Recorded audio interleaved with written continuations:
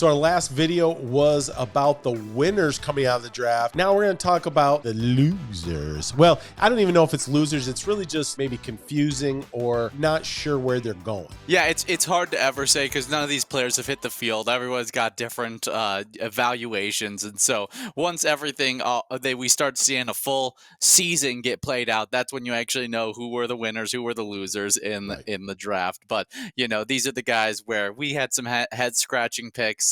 Sometimes where it was just I didn't know where they were necessarily going. What is the identity of this squad? And so we got a few losers, and more of it was we had different ways that you lost in this draft. The first one is the Jacksonville Jaguars. We had a great selection with that first overall pick, and almost that pick was so good that I didn't want to put him in this loser pick, as I love Brian Thomas Jr. at the wide receiver out of LSU. I think his fit with Trevor Lawrence is excellent, and so it was hard to put them in the losers pick. But then the rest of those selections I thought weren't as good. Mason Smith, the LSU D tackle, just wasn't what you expected. I mean, was a preseason first round guy, but didn't have the development that you expected coming into last season, and just never became that guy. Now, if you believe you can finally get all that potential out of him, then great selection right there. But we just didn't see that this last year at LSU. Yeah, it so often, right, we can fall in love with the potential of a player. And you go back, you look through the history of the draft, and usually that doesn't pan out. I mean, you just go and you go, oh, this guy's got the biggest upside. You just don't ever usually get that biggest upside. What they are on the football field so often is who they just are on the football field at every level of play.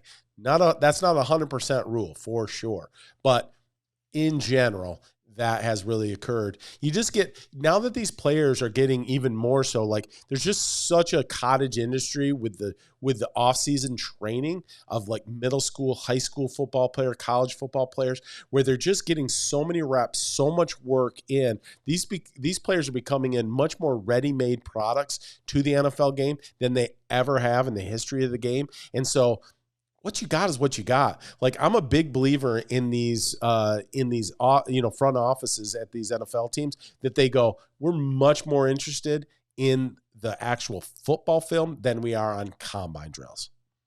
Oh, absolutely. I do completely believe in that. I thought also some head scratching picks from them as well was the Florida State DB Jones.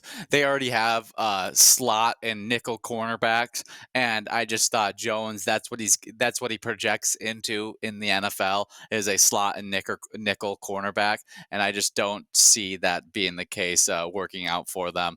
And then the rest of the picks just felt like a few reaches. I did like the Miles Cole pick, DN in the 7th round. I thought that was a nice value pick. He ran a 4.67 in the 40-yard dash, was 278 pounds at 6'6". Like, that's a really nice athleticism base to be able to build off of. But outside of that, I didn't really enjoy any of the picks outside of Brian Thomas.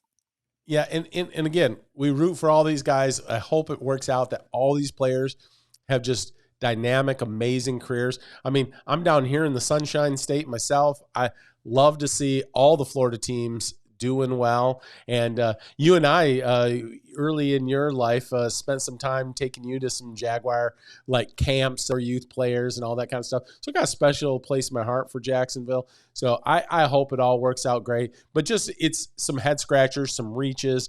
And so you go, okay, not one of the best drafts. When I started writing down who's got the best drafts, I ended up writing down 11 teams. It was just really a year of a ton of teams doing on-brand good stuff.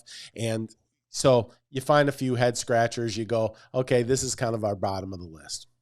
Absolutely. And another one that had just a head scratcher was the Atlanta Falcons. They had the conference ripe for the pickings. It was them and Atlanta Falcons. And I think with this draft, they kept themselves right in line with the Tampa Bay Buccaneers. Tampa Bay Buccaneers, Atlanta Falcons, and Tampa actually had a really nice draft. They were one of my B plus. Tampa's draft. They were close to getting into that winners side of things, as they were just a really nice draft. But Atlanta had a it was more just it's the opposite of what the what the Jaguars did was I just didn't really like their first round pick. And then the rest of the other picks I kind of enjoyed. It's just the exact opposite of the Jaguars, where Michael Penix Jr. didn't understand that selection. Now, if it does, 2 years down the road, he sits down and you think Green Bay's unlocked the way of producing elite quarterbacks, Hall of Fame quarterbacks year in, year out, then they'd made the right move because Michael Penix Jr. gets 2 years to sit behind Kirk Cousins, become everything that he needs to become, and develop with that young talent that's already there in that Atlanta locker room. But then Well, after that, I actually enjoyed the draft. But you could talk about Michael Penix. yeah, no, I was just gonna say the funny thing is we've even taken some heat, from comments on the videos about our love for Michael Penix Jr. Big fan of him. Think he's got the potential to be a really quality NFL player, and I've even been a fan of the Green Bay Packers quarterback development system, right? How have they done? It looks like it's going to be 3 quarterbacks in a row of success because they've slow rolled their guy into that starting position, let him sit behind another quality pro before they push him out into the pressure filled NFL, play. And so I love great aspects of what you've got here in play. Kirk Cousins seems like that right mentor kind of guy. Michael Penix Jr. has that arm talent, has an ability, I think, to play at the NFL level at a high level. And so you go, well, what don't you like about it? It was just like you said, they had the opportunity right now to really, play for the playoffs quickly. And you just spent $100 million, on Kirk Cousins coming over to play for you. So it just feels a little bit odd, So I don't know that it's for sure a bad, pick. It may be long-term great pick. And everybody going, yeah, they were super smart about doing that. But like you said, really felt like their opportunity to take over the division. Yeah, but then they said, let's rehaul the entire defensive line after that, as they went Ororo, the D tackle out of Clemson, Trice, the edge out of Washington, and Brandon Dorius, the D tackle out of Oregon. As those were round 2, round 3, and round 4 for them. I thought those were some really nice pickups. I thought a very talented defensive line crew that's going to be there. But again, defensive line takes a while to develop. They're not usually great right off the bat as well. So, revamping the defensive line is all good and well. And if you believe as you now have the defensive head coach that you can develop that, I think it's going to be a really nice end game. But I think that's what you're looking at with this draft is end game of this draft, not necessarily what's going to happen this next season. How are you going to win this upcoming conference in 2024, 2025? Yeah, no doubt about it. No, I think you're 100% right. They are definitely looking at long-term game, in this, not looking at let's get right now in the Super Bowl window. So maybe they do anyways, right? These things, have, a life of their own. They don't necessarily play out the way you think it is, how you draw it up on paper. But just not a win now, it seems like thought process. And you know what? That's in general, right? In life, that's a good thing, to not think that way.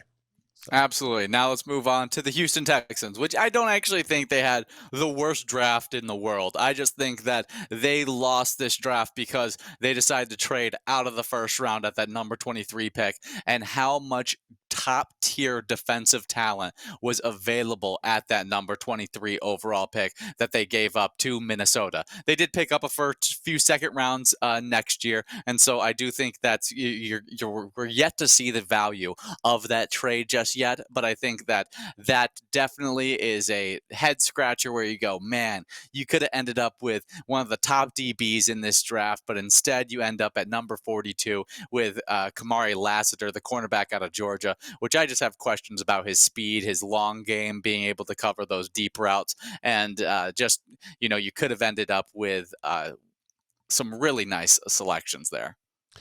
For sure. And when you're looking at the Houston Texans draft, you're looking at it in comparison to their draft last year, right? Which was off the charts great. It was kind of like this year's Chicago Bears draft if the Chicago Bears draft work out to the best possible scenario, that they could, where you go, well, you almost it's like they took the easy layup and they just won. You know what I mean? Like, yeah, you could win, so you did win. And that's what the Texans did last year. And you go, oh, wow, they just crushed it. And so now looking at this year's draft, it may work out to be, pretty good draft for them. But in comparison to last year's, it's like, it's kind of mundane. It's, you Yeah, didn't just get absolutely. the I best thought the offense and fish defensive player on the board.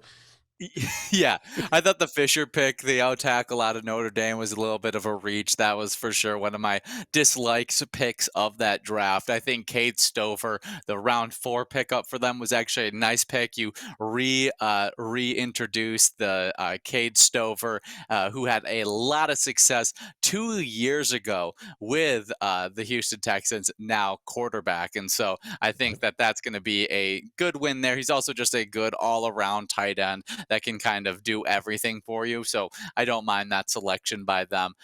Then there was I didn't mind the Ladarius Henderson guard out of Michigan pick in the 7th round, but the rest of them felt like a lot of reaches to me.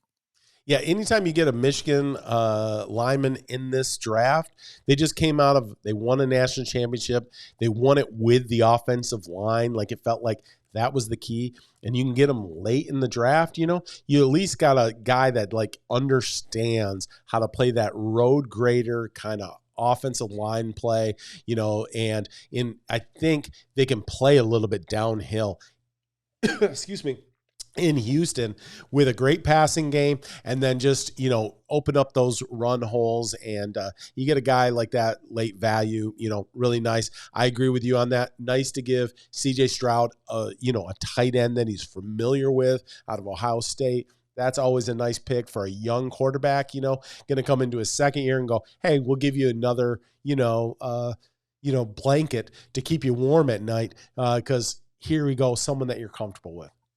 Absolutely, but like we talked about, in with each one of these drafts, is that they're not necessarily losses of drafts. There are really good picks within each of those drafts between the Texans, Falcons, and Jaguars. Yeah. But there was just a few head scratchers in a draft that there was honestly not a ton of head scratching picks. No, I really think as a whole, the NFL teams were on brand and doing strong work this draft as compared to other drafts. There's usually so many head scratchers that you're going, what do front offices do? Like, I mean, did they not watch any football?